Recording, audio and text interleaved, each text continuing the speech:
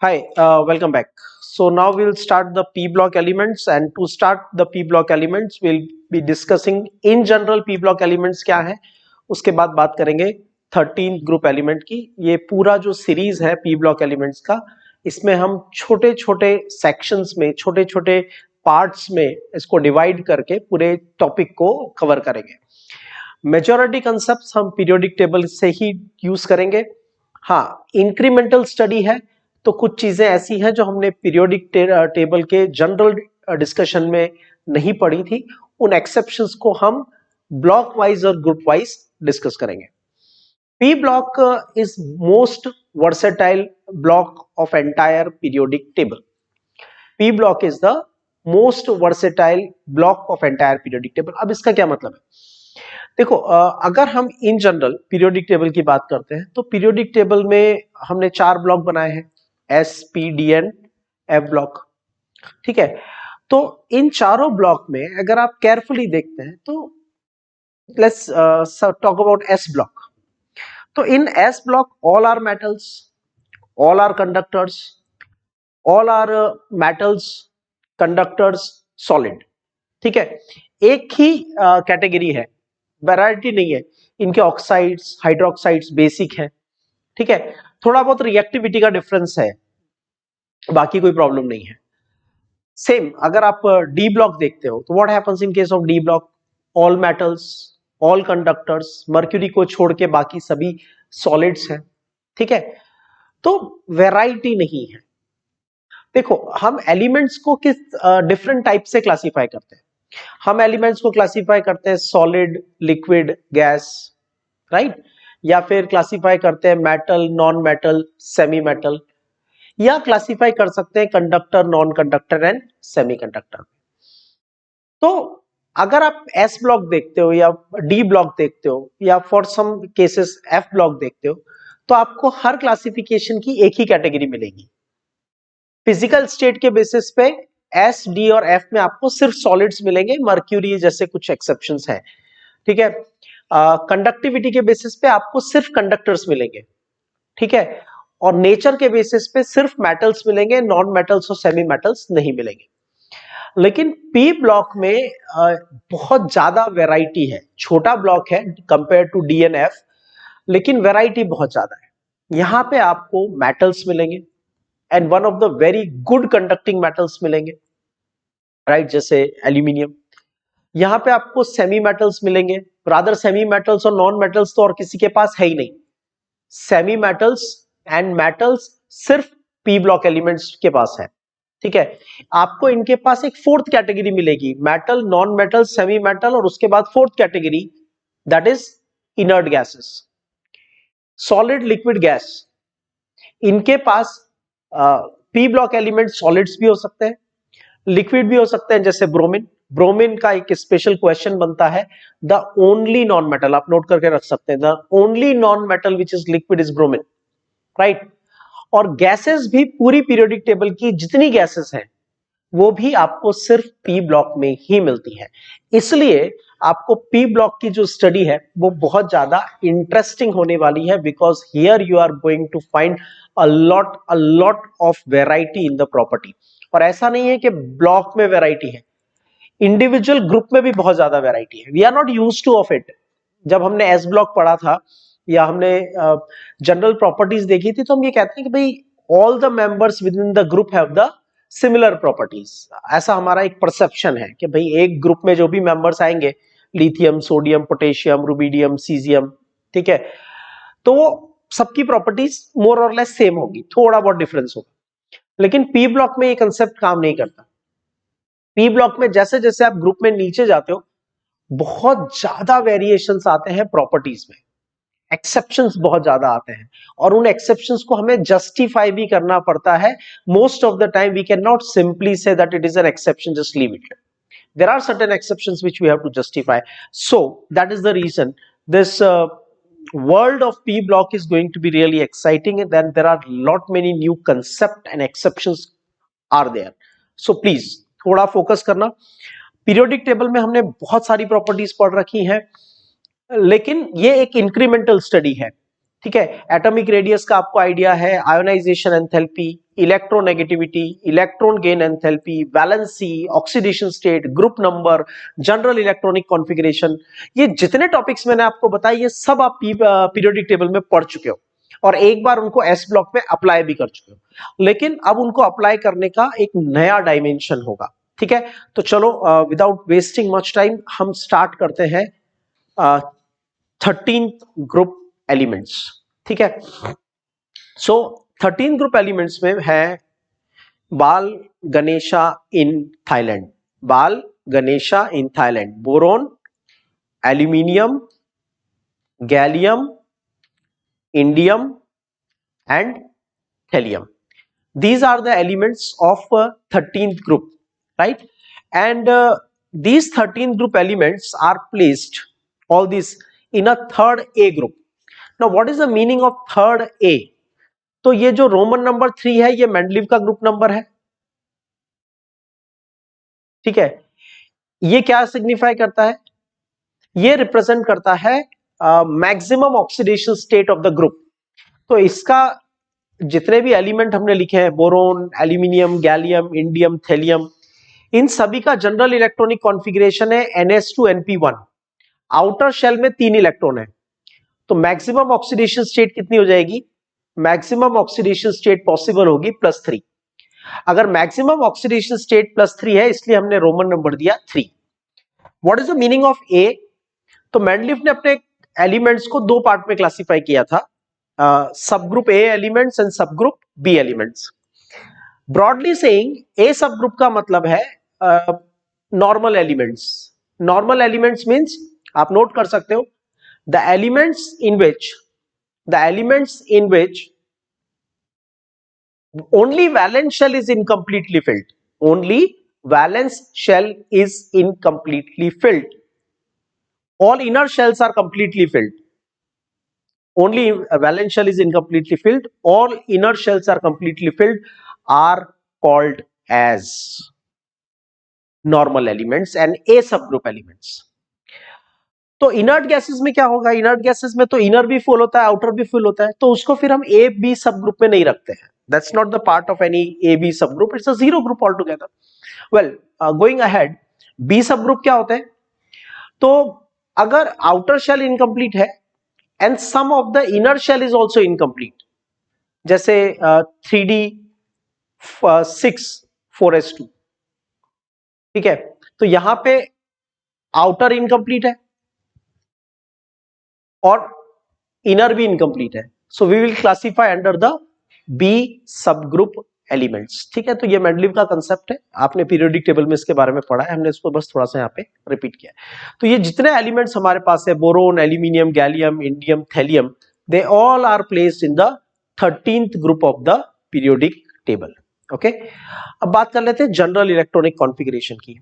Normally general electronic configuration हमें पता होता है और हम बहुत ज्यादा उस पर स्ट्रेस नहीं करते हैं, सिर्फ आउटर शेल कॉन्फ़िगरेशन देख के कह देते हैं भाई ठीक है NS2 NP1 है। यहां पे आपको बहुत ज्यादा फोकस करना है on the electronic configuration. I would request you to pause the video and write elements, all elements of 13th group, write their atomic number and also write their electronic configuration. Element लिखो बिना कहीं पे देखे, बिना book को refer किए हुए, उनके एटॉमिक नंबर्स लिखो और फिर उनका इलेक्ट्रॉनिक कॉन्फ़िगरेशन भी मेंशन करो। Right, so we have boron, aluminium, gallium, indium and thallium. Okay, now this is 5 + 8 13, 13 + 18 31 + 18 49 + 32। सो हमने क्या किया, मैजिक नंबर से ऐड कर दिए। फर्स्ट पीरियड में 2 ऐड करते हैं तो सेकंड पीरियड आता है, लेकिन ये तो ऑलरेडी सेकंड पीरियड है, तो इसमें क्या ऐड करेंगे? 8 8 18 18 32 32। so these are magic numbers we used and we write the numbers of these elements. well, अब इनका इलेक्ट्रॉनिक कॉन्फ़िगरेशन क्या होगा? तो this will be helium and 2s2 2p1. We are not wasting much time. आपको periodic table sorry atomic structure से बात electronic configuration लिखना आता है, तो फटाफट से लिख लेते हैं. Neon 3s2 3p1. यहां पे आएगा आर्गन. आर्गन थर्ड नंबर का इनर्ट गैस है, तो उसके बाद क्या आएगा 4s2. 4s के बाद इलेक्ट्रॉन कहां जाएगा 3d, और 3d के बाद बचा हुआ इलेक्ट्रॉन किस में जाएगा 4s. तो टोटल हो गए 18 plus 2 20, 20 plus 10 30, 30 plus 1 31. Okay, now argon krypton. ठीक है, यहां पे क्या होगा, क्रिप्टन फोर्थ नंबर का इनर्ट गैस है, मतलब 4p कंप्लीट. तो नेक्स्ट इलेक्ट्रॉन जाएगा 5s2. ठीक है, 5s के बाद इलेक्ट्रॉन किस में जाएगा 4d एंड 5 सॉरी या 5p1. ओके, उसके बाद थैलियम 80 नंबर है, यहां पे आएगा जेनॉन 54. जेनॉन 54 फिफ्थ नंबर का इनर्ट गैस है, मतलब 5p कंप्लीट हो गया. 5p कंप्लीट हो गया तो उसके बाद क्या आएगा 6s. 6s के बाद इलेक्ट्रॉन किस में जाएंगे 4f. 4f के बाद किस में जाएंगे 5d. तो 54 plus 2 56, 56 plus 14 70 plus 10 80, 80 and this is 81. तो this is the electronic configuration. अब आपको एक चीज यहां पे क्लियरली नोटिस करनी है. क्या नोटिस करना है, यहां पे नो डी ऑर्बिटल. ना अंदर कोई डी ऑर्बिटल अवेलेबल है, ना बाहर कोई डी ऑर्बिटल अवेलेबल है. यहां पे 3d 0. So vacant D orbital, vacant D orbital in valence shell, vacant D orbital in the valence shell. उसके बाद क्या है आपके पास, इन सबके पास होगा, जैसे यहां पे होगा लेट्स से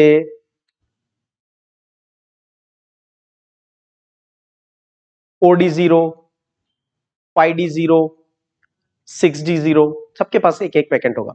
ठीक है, इनके पास आउटर में तो वैकेंट है ही. एक और चीज नोटिस करो, इनर डीबी फुल है. ठीक है, n-1 d10 and vacant D orbital. सिर्फ नोटिस करते जाओ क्या क्या डिफरेंसेस है, ताकि जब हम बाद में डिस्कस करेंगे तो आपको समझ में आएगा. Vacant D orbital in valence shell, in valence shell. अब इसके पास देखो, सबसे पहले बोरोन था. बोरोन में अंदर भी कोई डी नहीं है, बाहर भी कोई डी नहीं. फिर एल्यूमिनियम आया. एल्यूमिनियम में अंदर तो डी नहीं है, लेकिन आउटर डी इनकम्प्लीट है, वैकेंट है. इनकम्प्लीट नहीं, कंप्लीटली वैकेंट है. ओके, उसके बाद गैलियम देखा, तो गैलियम इंडियम दोनों में आउटर डी तो है, वैकेंट है ही, लेकिन अंदर एक डी है जो फुल है. एल्यूमिनियम के पास अंदर डी वाला डी फुल नहीं था, अंदर वाला डी नहीं था. ओके, अब यहां पे देखो, यहां पे क्या क्या हो गया, n-2 F14 है. इसके पहले n-2 F किसी के पास नहीं था. n-1 D10 है और ND0 है, मतलब वैलेंस शेल का डी एम्प्टी है. n-1 D में 10 इलेक्ट्रॉन्स हैं और n-2 F में भी 14 इलेक्ट्रॉन्स हैं. ये नोटिस करके याद रख के प्लीज इसको याद रख लो. एक स्टेटमेंट लिखो, यहां पे एक क्वेश्चन लिखो rather. All 13th group elements have valence shell configuration. All 13th group elements have valence shell configuration ns2 np1. All 13th group elements have valence shell configuration ns2 np1. Still, their properties are quite different from each other. Explain why. Still, their properties are quite different from each other. Explain why, मतलब chemical properties में भी इनका बहुत ज्यादा difference क्यों है। सो right the answer. जब इस तरह का क्वेश्चन आएगा तो आपको ऐसे आंसर करने के लिए इस तरह से इलेक्ट्रॉनिक कॉन्फ़िगरेशंस लिखने हैं सभी एलिमेंट्स के, ठीक है। आफ्टर राइटिंग दीज कॉन्फ़िगरेशंस, उसके बाद स्टेटमेंट लिखो, although the valence shell configuration is same, although the valence shell configuration is same ns2 np1, although the valence shell configuration is same ns2 np1, but their inner core configuration is different. Inner core configuration is different. Inner core configuration का मतलब क्या है? Aluminium में n-1d नहीं है, ठीक है। Gallium और इंडियम में n-1d के अंदर 10 इलेक्ट्रॉन है। थैलियम में n-1d में 10 इलेक्ट्रॉन है और n-2f में 14 इलेक्ट्रॉन्स हैं। मतलब अंदर वाले इनर कोर कॉन्फ़िगरेशंस अलग हैं, बाहर वाले में तो देखोगे तो सब कुछ आपको सेम दिखेगा, ठीक है। तो अंदर वाले कॉन्फ़िगरेशंस के डिफरेंस की वजह से इन एलिमेंट्स की प्रॉपर्टीज में बहुत ज्यादा चेंजेस आ जाते हैं, ठीक है। Their general outermost electronic configuration is ns2np1, ठीक है। तो हमने कॉन्फ़िगरेशन जो डिस्कस किए हैं उसके according helium 2s2 2p1, neon 3s2 3p1, gallium का कॉन्फ़िगरेशन होगा argon 3d10 4s2 4p1, indium configuration and thallium configuration, ठीक है। तो क्या नोटिस करना है यहां पे nd नहीं है, यहां बाकी सबके पास आउटर d ऑर्बिटल अवेलेबल है, जैसे 3d0 4d0 5d0 and 6d0, सबके पास आउटर d है। इसके पास इनर d नहीं है, इनके पास इनर d है।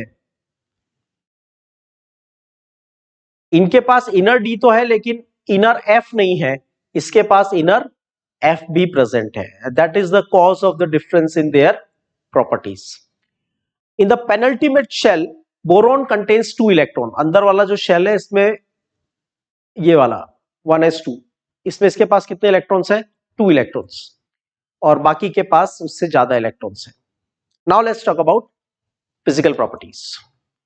फिजिकल प्रॉपर्टीज में सबसे पहले बात करेंगे एटॉमिक मास की। तो down the group atomic mass is increasing, there is nothing special to be learn. Group में नीचे जाएंगे तो atomic mass will increase. Boron का एटॉमिक मास रफली 11 होता है, एल्यूमिनियम का 27, so large increase in the atomic mass down the group. Atomic radius, this is going to be something really really interesting for us. पहले order देख लो, पहले आपकी expectation क्या है पहले वो मेंशन करो। डाउन द ग्रुप आप क्या एक्सपेक्ट करते हो? चलो और अंदर जाते हैं। साइज, ग्रुप में साइज के फैक्टर्स क्या होते हैं? साइज 2 फैक्टर्स पे डिपेंड करती है generally. Number 1 principal quantum number के ऊपर, और नंबर 2 इफेक्टिव न्यूक्लियर चार्ज के ऊपर। इफेक्टिव न्यूक्लियर चार्ज क्या है?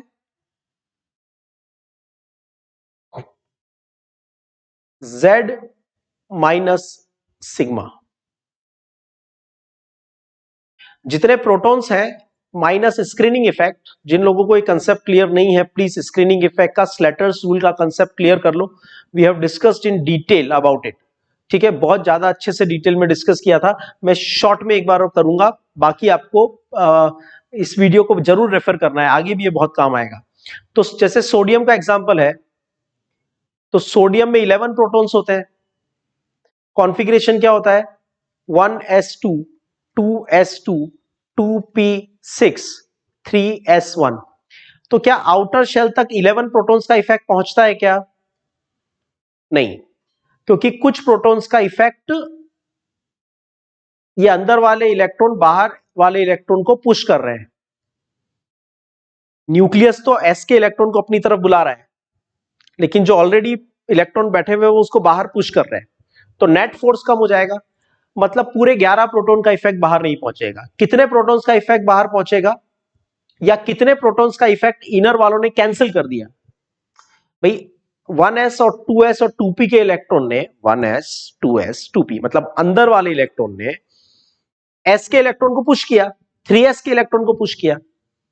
तो एक काउंटर फोर्स लगाया ना, न्यूक्लियस के अगेंस्ट एक फोर्स लगाया, तो न्यूक्लियस की अट्रैक्शन पावर कम हो जाएगी। 8.8 प्रोटॉन्स का इफेक्ट कैंसिल हो गया, 8.8 प्रोटॉन्स का इफेक्ट कैंसिल हो गया। रफली 80% प्रोटॉन्स का इफेक्ट कैंसिल हो गया। कितने? 80% प्रोटॉन्स का इफेक्ट कैंसिल हो गया। ये कैसे कैलकुलेट होता है? तो ये स्लेटर्स रूल से कैलकुलेट होता है कि कितने प्रोटॉन्स का इफेक्ट कैंसिल हो गया।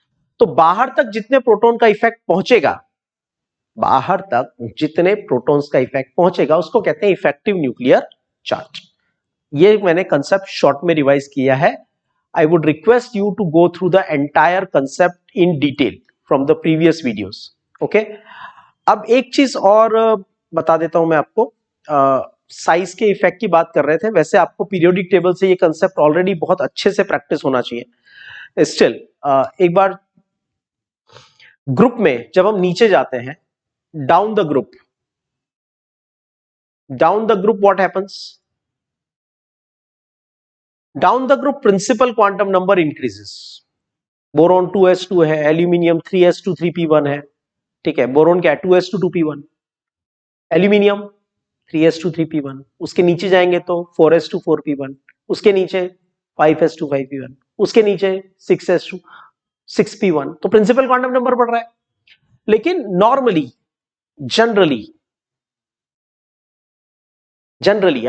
आई जस्ट कंडीशन अप्लाई, हमेशा नहीं होगा। Generally effective nuclear charge remains almost constant. इसका मैंने आपको एक बहुत अच्छा एग्जांपल सॉल्व करके बताया था। पूरे एस ब्लॉक एलिमेंट्स में स्लेटर्स रूल लगाया था। सोडियम, पोटेशियम, रुबिडियम, सीजियम में सब में लगाया था Slater's rule. Z minus sigma सब में लगाया था, और Z माइनस सिग्मा करने के बाद सबका रिजल्ट आया था 2.2। ठीक है, जैसे अभी दिखाया ना सोडियम का। जब पोटेशियम के लिए कैलकुलेशन करोगे तो भी रिजल्ट 2.2 आएगा। तो ये एक जनरल कंसेप्ट है। अगर मैं इस कंसेप्ट को अप्लाई करता हूं पी ब्लॉक में 13 ग्रुप के ऊपर, तो प्रिंसिपल क्वांटम नंबर बढ़ रहा है, but effective nuclear charge is remaining almost constant. तो ये वाला फैक्टर तो काम करेगा नहीं, एज पर आर एक्सपेक्टेशन ये फैक्टर काम नहीं करेगा। प्रिंसिपल क्वांटम नंबर बढ़ रहा है, boron, aluminium, gallium, indium, thallium, principal quantum number 2 3 4 5 6, principal quantum number बढ़ रहा है। Expected size increases down the group.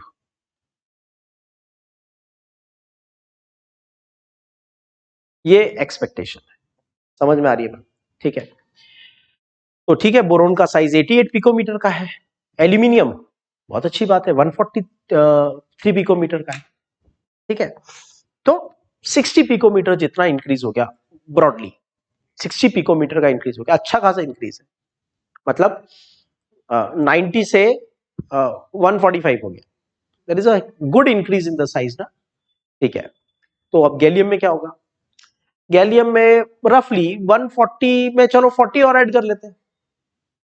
मतलब गैलियम कितना होना चाहिए? रफली 180 188 190 ऐसा कुछ होना चाहिए। गैलियम का साइज कितना है? 135 होना चाहिए था, 190, 143 से भी कम है। हमने कहा था डाउन द ग्रुप साइज बढ़ेगी, लेकिन एल्यूमिनियम से गैलियम साइज कम हो गई। क्यों कम हो गई? हमें ये फाइंड करना पड़ेगा। और इसके पहले जो मैंने इलेक्ट्रॉनिक कॉन्फ़िगरेशंस बताए हैं, असली आंसर वहीं छुपा है। खैर, आगे बढ़ते हैं। गैलियम से इंडियम में गए, मतलब एक पॉइंट हमें थोड़ा अब समझना पड़ेगा। बोरोन से एल्यूमिनियम कोई प्रॉब्लम नहीं है, एल्यूमिनियम से गैलियम साइज कम हो रही है, और अभी हमें नहीं समझ में आ रहा कि क्यों कम हो रही है। ओके, गैलियम टू इंडियम अच्छा डिसेंट इंक्रीज है, रफली 32 पिकोमीटर का इंक्रीज हो गया। ठीक है, 40-45 का इंक्रीज हम एक्सपेक्ट करते हैं, और ऑलमोस्ट ठीक ठीक इंक्रीज हो गया। तो एज पर एक्सपेक्टेशन जा रहा है। अच्छा, एज पर एक्सपेक्टेशन जा रहा है, ये 167 पिकोमीटर है, तो इसमें 32 33 पिकोमीटर और ऐड कर दो तो थेलियम का साइज आ जाएगा। तो थेलियम कितना होना चाहिए? चलो 33 ऐड कर लो इसमें, तो 200 पिकोमीटर का होना चाहिए थेलियम। ओके, थेलियम होता कितना है? 170। आपने सोचा था साइज बढ़ेगा कम से कम 30-35 पिकोमीटर तो बढ़ेगा, ये बढ़ा ओनली 3 पिकोमीटर, नेग्लिजिबल। आप समझने के लिए ये कह सकते हो कि indium to thallium the increase in size is negligible, rather there is a contraction in size. Contraction का मतलब ये मत समझ लेना कि थैलियम इंडियम से छोटा है। कॉन्ट्रैक्शन का मतलब ये है कि भाई आप एक्सपेक्ट कर रहे थे कि 30-35 पिकोमीटर का इंक्रीज होगा, और इंक्रीज कितना हुआ? 3 पिकोमीटर। तो 30 का तो कॉन्ट्रैक्शन हो गया ना। आइडियली हम मान के चल रहे थे कि 33 पिकोमीटर का इंक्रीज होगा रफली। तो अब जितना आप एक्सपेक्ट कर रहे थे 33 पिकोमीटर का इंक्रीज, और इंक्रीज कितना हुआ? ओनली 3, मतलब 30 पिकोमीटर कहीं गुम हो गए, कॉन्ट्रैक्ट हो गए। ठीक है, तो ये कॉन्ट्रैक्शंस क्यों आ रहे हैं बीच में? ये जो ऑर्डर आ रहा है हमारे पास, साइज बढ़ रही है, साइज बढ़ रही है, ये तो एज पर एक्सपेक्टेशन है। ये क्यों हो रहा है? इसका राज कहां छुपा है? क्या मिस्ट्री है इसके पीछे? तो मिस्ट्री विस्ट्री कुछ नहीं है, screening effect, effective nuclear charge, उसी का कंसेप्ट यहां पे अप्लाई हो रहा है, और कुछ नहीं है। हिडन इफेक्ट है, थोड़ा सा छुपा हुआ है, लेकिन वो छुप नहीं पाएगा क्योंकि हम इलेक्ट्रॉनिक कॉन्फ़िगरेशन में जाके उसको ढूंढ लेंगे।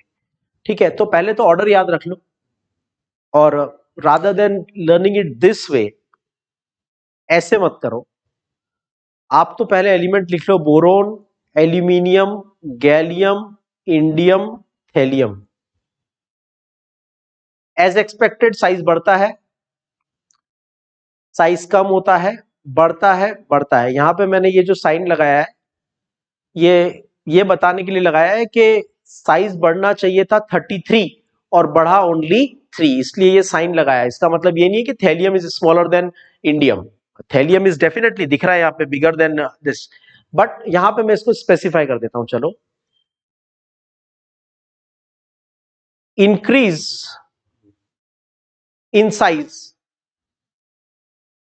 Much less than expected.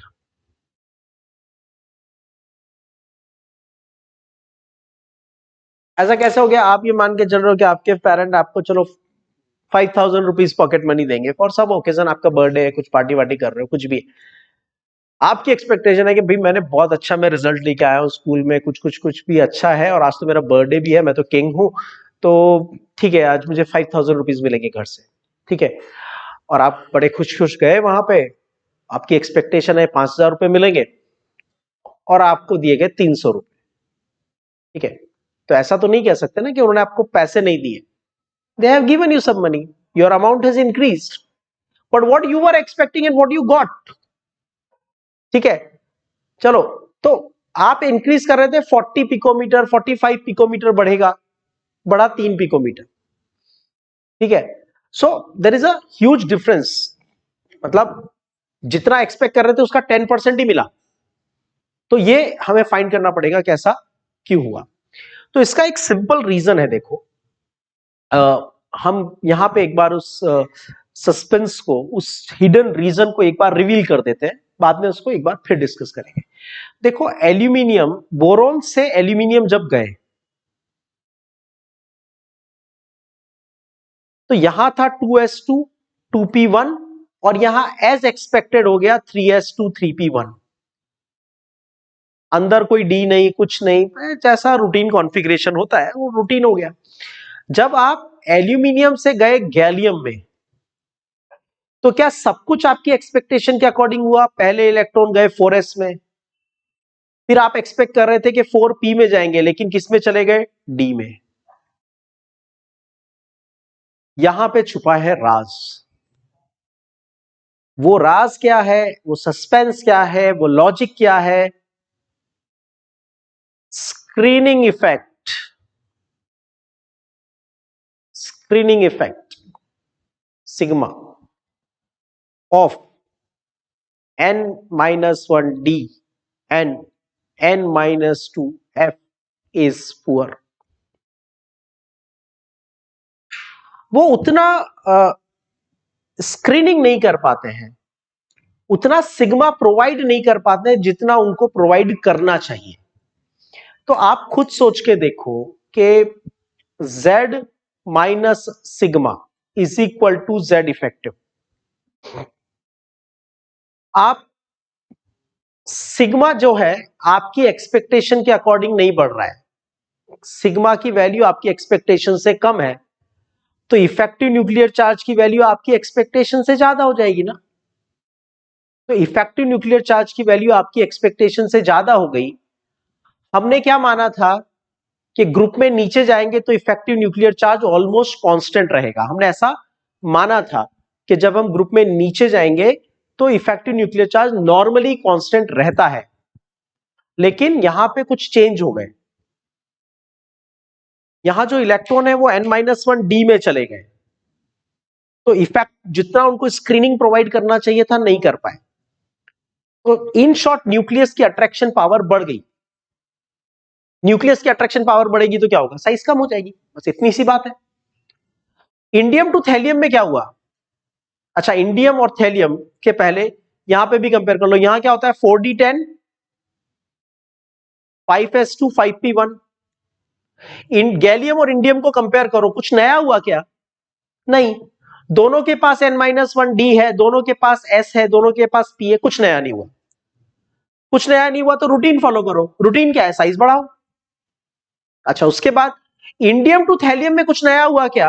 हाँ, थैलियम का कॉन्फ़िगरेशन क्या है? थैलियम का कॉन्फ़िगरेशन है 4f14 5d10 6s2 6p1। Electron किस में गए? n-2 f में। और f का स्क्रीनिंग इफेक्ट क्या होता है? वीक। अगर f का स्क्रीनिंग इफेक्ट वीक है तो क्या होगा? f का स्क्रीनिंग इफेक्ट वीक है तो सिग्मा कम है। सिग्मा कम है तो न्यूक्लियस की अट्रैक्शन पावर ज्यादा है। तो जब आप z को साइड में रख देते हो, सिर्फ n के बेसिस पे सोचते हो, तो आपको लगता है कि इंडियम से थैलियम बढ़ा दो 35 पिकोमीटर, 40 पिकोमीटर की साइज बढ़ा दो, इंक्रीज कर दो साइज 35-40 पिकोमीटर। फिर बीच में आ जाता है suddenly unexpected effective nuclear charge. Nucleus कहता है मेरी अट्रैक्शन पावर बढ़ गई, मैं तुम्हें साइज नहीं बढ़ाने दूंगा। तो एन कहता है मैं तो साइज बढ़ाऊंगा, न्यूक्लियस कहता है नहीं मैं नहीं बढ़ाने दूंगा। तो दोनों एक दूसरे को पुल करते हैं, और जो वेरिएशन आपके एक्सपेक्टेशन के आने अकॉर्डिंग आने चाहिए थे 40-45 पिकोमीटर के, वो नहीं आते। ठीक है, तो इस बात को याद रखना। ये बात एक जगह और आगे काम आएगी जब हम इनर्ट पेयर इफेक्ट डिस्कस करेंगे। ठीक है, तो please remember this thing, aluminium to gallium याद रखना, आगे भी काम आएगा।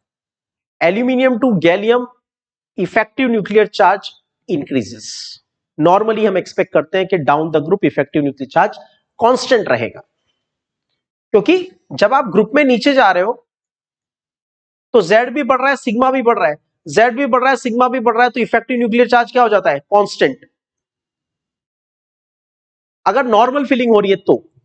यहां एबनॉर्मल फीलिंग हो गई, इलेक्ट्रॉन अंदर वाले में भी गए, नई फीलिंग हुई। हमने तो यहां के बाद में थर्ड को बंद फिल करना बंद कर दिया था। हम तो डायरेक्ट 3p के बाद किस में चले गए थे? 4s में। फिर इलेक्ट्रॉन गए 3d में बाद में, तो उसकी वजह से ये वेरिएशंस आते हैं। याद रखना, aluminium to gallium effective nuclear charge बढ़ता है, और इंडियम टू थैलियम भी इफेक्टिव न्यूक्लियर चार्ज बढ़ता है। दोबारा मैं इस पॉइंट को कवर नहीं करूंगा, तो आगे आने वाले वीडियोस में जब इनर्ट पेयर इफेक्ट डिस्कस होगा, प्लीज इस फैक्ट को, इस एक्सप्लेनेशन को, इस कंसेप्ट को अपने दिमाग में अच्छे से फिट करके रखना। ठीक है, सो स्क्रीनिंग इफेक्ट के बारे में पढ़ो तो आपको ये टॉपिक और ज्यादा अच्छे से समझ में आएगा। सो स्क्रीनिंग इफेक्ट क्या होता है? मैंने अभी आपको बताया कि न्यूक्लियस की अट्रैक्शन पावर वैलेंस शेल के ऊपर जितनी होनी चाहिए उससे कम होती है, क्योंकि इनर इलेक्ट्रॉन्स उस आउटर इलेक्ट्रॉन को बाहर पुश कर रहे होते हैं। ठीक है, नाउ ये जो गैलियम का कॉन्फ़िगरेशन है, यहां पे फिलिंग हुई डी की, ये जो पूरा एरिया है यहां पे डी का फिलिंग हुआ, क्योंकि यहां हो गया था 4s2, उसके बाद यहां से चालू हुआ 4s2 D1 से लेके D10। उसके बाद गैलियम में आया 4s2 3d10 4p1। तो जो डी की फिलिंग हुई है वो कहां पे हुई है? ट्रांजिशन एलिमेंट्स के अंदर हुई है। सुनो लॉजिक, जो n-1 डी की फिलिंग हुई है वो कहां हुई है? During the transition element, during the D block elements. और उसकी वजह से स्क्रीनिंग इफेक्ट कम रहा, क्योंकि डी की स्क्रीनिंग पावर कम होती है। स्क्रीनिंग इफेक्ट कम रहा तो न्यूक्लियस की अट्रैक्शन पावर बढ़ गई। न्यूक्लियस की अट्रैक्शन पावर बढ़ गई तो गैलियम की साइज कम हो गई। स्टोरी समझ में आ गई? स्टोरी समझ लो। बिफोर गैलियम, नोट भी कर सकते हो, before gallium electrons are filled, before gallium electrons are filled in n-2 d orbitals, n-1 d orbitals, which provide poor screening effect, which provide poor screening effect. So effective nuclear charge increases. So effective nuclear charge increases. Hence gallium is smaller than aluminium. Hence gallium is smaller than aluminium. Gallium is smaller than aluminium, जबकि होना चाहिए था बड़ा। It is called transition contraction. It is called transition contraction. Okay? चलो एक topic और है, lanthanide contraction. वो अभी नहीं आता है, वो एक्चुअली डी ब्लॉक एलिमेंट्स का पार्ट है, तो हम उसको डी ब्लॉक के साथ डिस्कस करेंगे। ठीक है, तो अभी मैं आपको सिर्फ लेंथेनाइड कॉन्ट्रैक्शन का एक शॉर्ट इंट्रोडक्शन दे देता हूं। What is that? कि थैलियम का कॉन्फ़िगरेशन क्या है? जेनॉन, मतलब ये आ गया जेनॉन। ठीक है, xenon just behind me, xenon. उसके बाद ये आ गए 4s, सॉरी 6s2। फिर लेंथेनियम में इलेक्ट्रॉन गया एक्सेप्शनली 5d1। उसके बाद ये 14 एलिमेंट्स का फिलिंग हुआ 4f14। फिर ये डी इलेक्ट्रॉन्स का फिलिंग हुआ d10। उसके बाद इलेक्ट्रॉन फाइनली थैलियम में आया 6p1 में। तो ये f का फिलिंग कब हुआ? f का फिलिंग हुआ लेंथेनियम के बाद। f का फिलिंग हुआ लेंथेनियम के बाद। f की फिलिंग से क्या हुआ? n-2 f filling starts after lanthanum 57. n-2 f orbital filling starts after lanthanum 57. These f orbitals provide poor screening effect, so size decreases. ठीक है, these n-2 f orbital provide poor screening effect. As they provide poor screening effect, the screening effect being provided is poor. So what happens? Effective nuclear charge increases, so size decreases. As the size decreases, it is called as lanthanide contraction. क्योंकि lanthanum के बाद ये सब कुछ हुआ ना, तो lanthanide contraction. And आप शॉर्ट में लिख सकते हो, due to lanthanide contraction, due to lanthanide contraction, due to lanthanide contraction, thallium size is almost similar to indium. सिर्फ 3 पिकोमीटर बड़ा है, तो ऑलमोस्ट सिमिलर टू इंडियम। हम तो सोच रहे थे कि 40 पिकोमीटर बड़ा होगा, अगर 30-40 पिकोमीटर बड़ा होगा थैलियम इंडियम के कंपैरिजन में, लेकिन सिर्फ 3 पिकोमीटर बड़ा है। ऐसा क्यों हुआ? एक लाइन में बोलो, एक वर्ड में बताओ ऐसा क्यों हुआ। तो एक वर्ड में इसका आंसर है ड्यू टू लेंथेनाइड कॉन्ट्रैक्शन। ठीक है, ionic radius increases down the group, कुछ इंपॉर्टेंट नहीं है। आयोनाइजेशन एंथैल्पी, अब ध्यान से सुनो। आयोनाइजेशन एंथैल्पी साइज पे मेनली डिपेंड करती है। Ionization enthalpy is inversely proportional to size. तो साइज का ऑर्डर आपने क्या लर्न किया है? बोरोन टू एल्यूमिनियम साइज बढ़ता है, साइज बढ़ता है तो आयोनाइजेशन एनर्जी क्या हो जाएगा? आयोनाइजेशन एनर्जी कम हो जाएगा। एल्यूमिनियम टू गैलियम, साइज कम होता है, साइज कम होता है तो आयोनाइजेशन एनर्जी बढ़ जाएगा। Gallium to indium, gallium to indium, size बढ़ता है तो आयोनाइजेशन एनर्जी कम हो जाएगा। इंडियम टू थैलियम,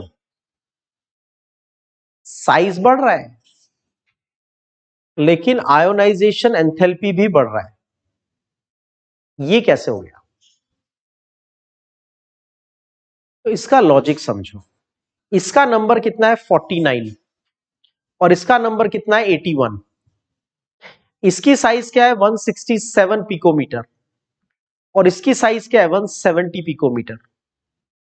मतलब साइज तो दोनों की सेम, साइज दोनों की सेम। एक में प्रोटॉन है 49 और दूसरे में प्रोटॉन है 81। इतने ज्यादा प्रोटॉन, 32 प्रोटॉन ज्यादा है तो ऑब्वियसली ज्यादा अट्रैक्शन करेंगे ना। ज्यादा अट्रैक्शन करेंगे तो removal of electron will become difficult. ठीक है, तो you can write the statement, thallium is bigger than aluminium, thallium is bigger than indium,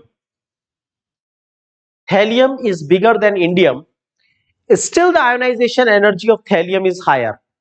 Still the ionization energy of thallium is higher because difference in size of indium and thallium is of only 3 picometer. Difference in size of indium and thallium is only of 3 picometer. Whereas thallium has 32 more protons than indium.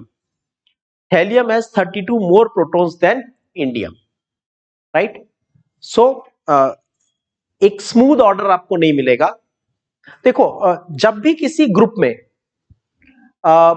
अगर radius का, size का exception आ जाता है ना, तो फिर वो exceptions बाकी सभी प्रॉपर्टीज में रिफ्लेक्ट होता है। उसकी वजह से फिर आयोनाइजेशन एनर्जी चेंज हो जाती है, इलेक्ट्रोनेगेटिविटीज चेंज हो जाती हैं, मेटेलिक कैरेक्टर्स चेंज हो जाते हैं, फिर काफी कुछ बदल जाता है।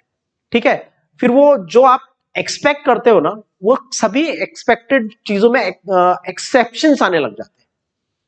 ठीक है, क्योंकि साइज में एक्सेप्शन, साइज एक एलिमेंट का जो साइज है वो एक उसका बेसिक प्रॉपर्टी है, उसका एक फंडामेंटल प्रॉपर्टी है। अगर वहां कोई भी एक्सेप्शन अपीयर हुआ तो वो मल्टीपल प्लेसेस पे रिफ्लेक्ट होगा। ठीक है, और सो आउटर मोस्ट शेल से एक इलेक्ट्रॉन रिमूव किया तो यहां था हमारे पास NS2NP1, फिर एक इलेक्ट्रॉन रिमूव कर दिया तो रह गया NS2। ठीक है, अब ये इलेक्ट्रॉन ज्यादा स्ट्रांगली अट्रैक्टेड है, अब इसमें से भी एक इलेक्ट्रॉन निकाल दिया तो सेकेंड आयोनाइजेशन एंथैल्पी, राइट। तो अभी आउटर शेल में एक इलेक्ट्रॉन बचा है, ठीक है, और पॉजिटिव चार्ज आ गया है, तो आपको पता है आयोनाइजेशन एनर्जी 1 से ज्यादा होती है 2, 2 से ज्यादा होती है 3, so ionisation enthalpy will keep on increasing. First से ज्यादा होगा सेकंड, सेकंड से ज्यादा होगा third, for any given element, right. Now within the group क्या ऑर्डर होते हैं? तो boron to aluminium ionisation enthalpy कम होती है क्योंकि साइज बढ़ती है। उसके बाद क्या होता है? एल्यूमिनियम टू थैलियम, साइज में चेंजेस जो है वो थोड़े एब्रप्ट है।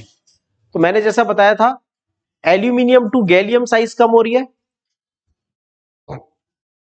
साइज कम हो रही है तो आयोनाइजेशन एनर्जी बढ़ेगी। गैलियम टू इंडियम साइज बढ़ रही है तो आयोनाइजेशन एनर्जी कम होगी।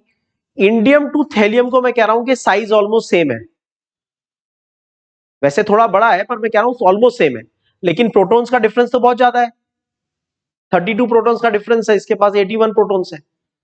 ठीक है, तो उसकी वजह से क्या होगा? Ionisation energy will increase. So ये ऑर्डर आप याद रखना आयोनाइजेशन एनर्जी का। ठीक है, ये वैल्यूज आपको याद रखने के लिए नहीं दी है, सिर्फ आपको जो मैंने पढ़ाया उसके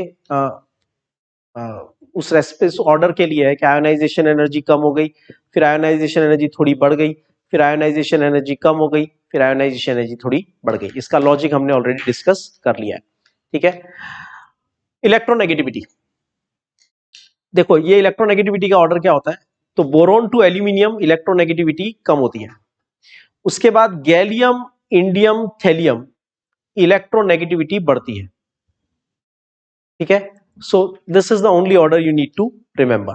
तो इलेक्ट्रोनेगेटिविटीज की वैल्यू ऑलमोस्ट अप्रोक्सीमेट याद रखोगे, वैल्यू याद नहीं रखोगे तो चलेगा। बोरोन टू एल्यूमिनियम कम होती है और उसके बाद बढ़ती है, मतलब एल्यूमिनियम के बाद एक्सेप्शन है। हम क्या एक्सपेक्ट करते हैं, electronegativity will decrease down the group.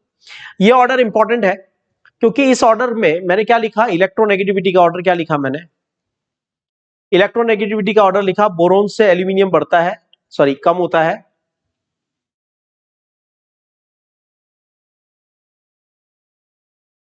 उसके बाद गैलियम, इंडियम और थैलियम में बढ़ता है। तो मेटेलिक कैरेक्टर इसके ऑपोजिट हो जाएंगे।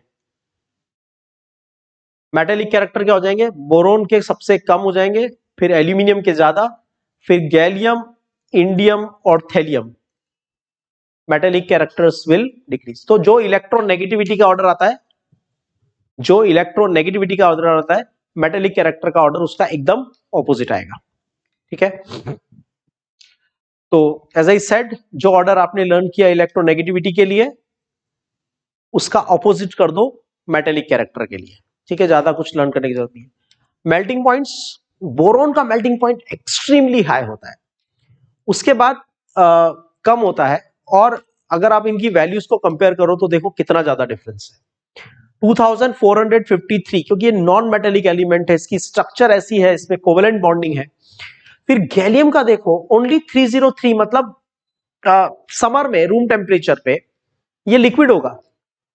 फिर इंडियम से थैलियम बढ़ता है। तो मेल्टिंग पॉइंट के ऑर्डर्स क्या है, बोरोन टू एल्यूमिनियम कम होता है, aluminium to gallium melting point कम होता है, फिर गैलियम टू इंडियम और इंडियम टू थैलियम बढ़ता है।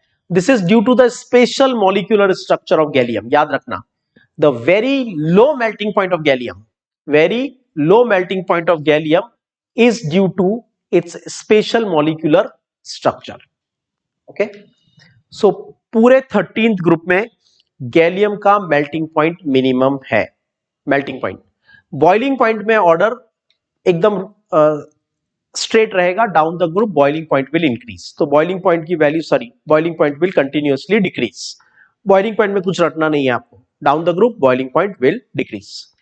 Okay, due to large difference in the temperature between the melting point and gallium, देखो गैलियम का जो मेल्टिंग पॉइंट है वो कितना था, ओनली मतलब मेल्ट हो जाता है ओनली कितने केल्विन पे, ऑलमोस्ट 30 डिग्री सेल्सियस पे, ओनली 30 डिग्री सेल्सियस।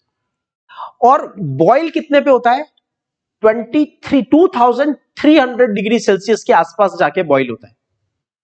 तो कितना ज्यादा डिफरेंस है, मतलब 2300 पे बॉईल होता है, लेकिन मेल्ट कितने पे हो जाता है, ओनली 30 डिग्री पे, ठीक है।